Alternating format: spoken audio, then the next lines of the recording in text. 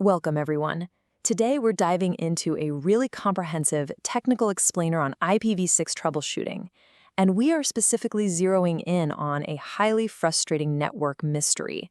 You know the feeling, right? You've spent hours staring at a terminal, rubbing your temples, wondering why your network is behaving perfectly one minute and just utterly failing the next. Well, I totally feel your pain, and this explainer is exactly what you need. We're going to break down these complex network behaviors into 5 clear visual steps. Let's get right into it.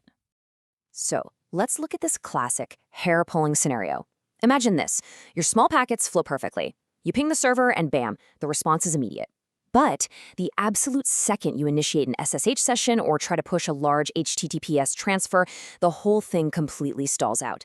It just hangs right after the TCP handshake. No way, right? In an IPv6 environment, this actually isn't a random glitch. It's a very specific, totally diagnosable condition. And honestly, it's one of the most common help desk tickets system admins face during IPv6 migrations. We're going to solve this mystery together by following a definitive roadmap. 1. Unlearning IPv4. 2. Step 1. Identify the symptom. 3. Step 2. Run confirmation tests. 4. Step 3. Understand the cause. 5. Steps 4 and 5, the fixes. And finally, number 6, the golden rule. Section 1, Unlearning IPv4, a different troubleshooting mindset. Before we can actually fix the problem, we kind of have to address the elephant in the room. Why is our IPv4 muscle memory actively failing us when we move to IPv6? Well, IPv6 isn't just a bigger address space bolted onto IPv4. It's a fundamentally different protocol with entirely different assumptions about how networks actually operate. This brilliantly illustrates just how different that baseline really is. Think about it. In IPv4, we're incredibly used to seeing a single IP address on an interface, like 192.168.0.10. But jump over to IPv6, and having multiple addresses per interface is entirely normal. You might have a link local address starting with FE80, a global unicast address, and maybe temporary privacy addresses, all hanging out simultaneously on the exact same interface. If you try to troubleshoot this by assuming multiple addresses mean there's a conflict, you're definitely going down the wrong rabbit hole. And building on that, the most massive shift is the absence of NAT. In the IPv4 world, network address translation is quite literally everywhere. But in IPv6, NAT is largely absent. Because every single device is potentially globally routable, our entire approach to firewall design and security assumptions simply has to change. We can't rely on NAT as a pseudo-security boundary anymore. And honestly, this shift in firewall design is exactly where our frustrating network mystery begins. Section 2, Step 1, Identify the symptom. Let's move to our 5-step process and see how this builds, starting with the exact symptom you're going to encounter on your help desk tickets. Because, hey, diagnosing an issue correctly is half the battle, right? As we touched on earlier, the classic symptom is that small packets, like your standard ping, succeed effortlessly, but large transfers, your SSH sessions, HTTPS page loads, large file copies, they hang or stall immediately after the initial TCP handshake completes. The network team swears the route is up, the server team insists the app is listening, but the payload just dies in transit. If you see this specific invisible black hole behavior, congratulations, you've just identified the most reliable indicator of a PMTUD failure. Section 3, Step 2, Run confirmation tests.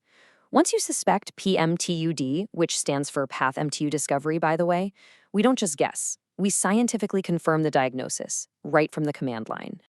It is actually remarkable how simply you can prove this issue using 2 specific ping6 commands.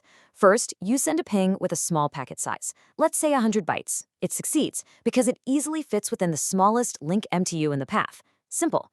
Then you force a large packet, something like 1400 bytes. If that large ping fails or times out while the small one succeeds, the black hole is absolutely confirmed. Boom! You've isolated the variable perfectly. Section 4, Step 3. Understand the cause. To actually fix this issue, rather than just slapping a Band-Aid on it, we really need to understand the underlying mechanics of why that large packet died in transit. Let's trace its journey. So, here's the anatomy of the failure. Step 1, the source sends a large IPv6 packet outbound. Step 2, down the line, a router encounters a link with a smaller maximum transmission unit, or MTU limit. It just can't forward the packet as is. Step 3, The router rightfully drops the packet and generates an ICMPv6 Type 2 message, which is known as a packet too big message, to warn the source so it can adjust its size. But here is the critical failure at step 4. An overzealous firewall somewhere in the path blocks that critical warning message from ever reaching the source.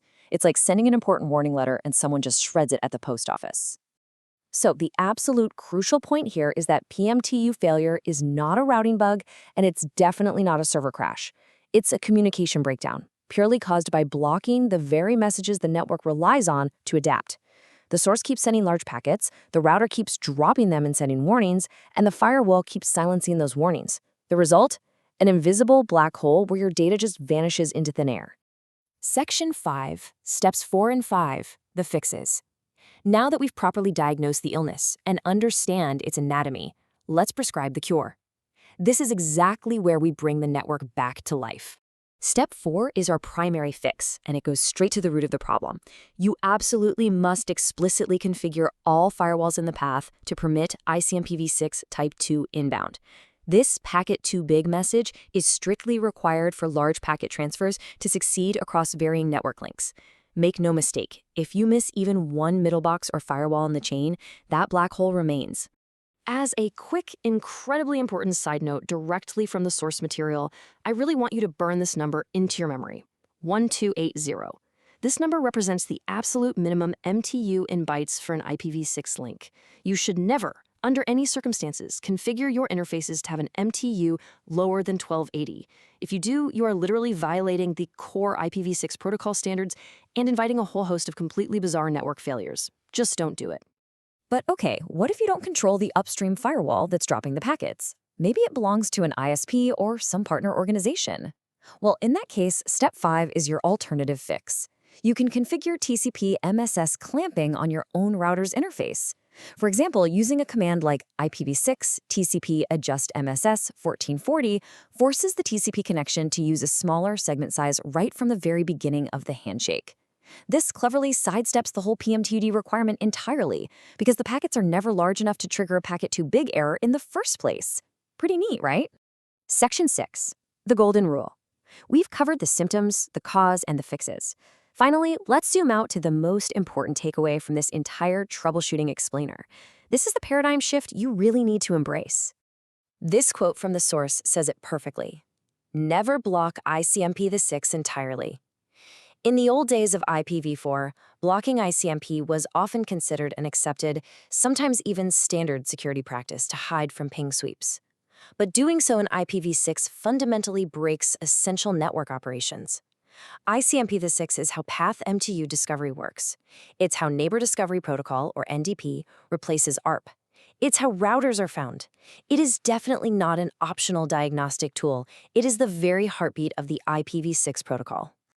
So take a look at your firewalls today. Are you treating IPv6 like it's just IPv4 with longer addresses? Ask yourself if outdated mental models are creating invisible black holes for your users. The solutions are actually really simple once you understand the mechanics, but the first step is letting go of the past. Thanks for joining me on this explainer. Now go check those firewall rules and happy troubleshooting.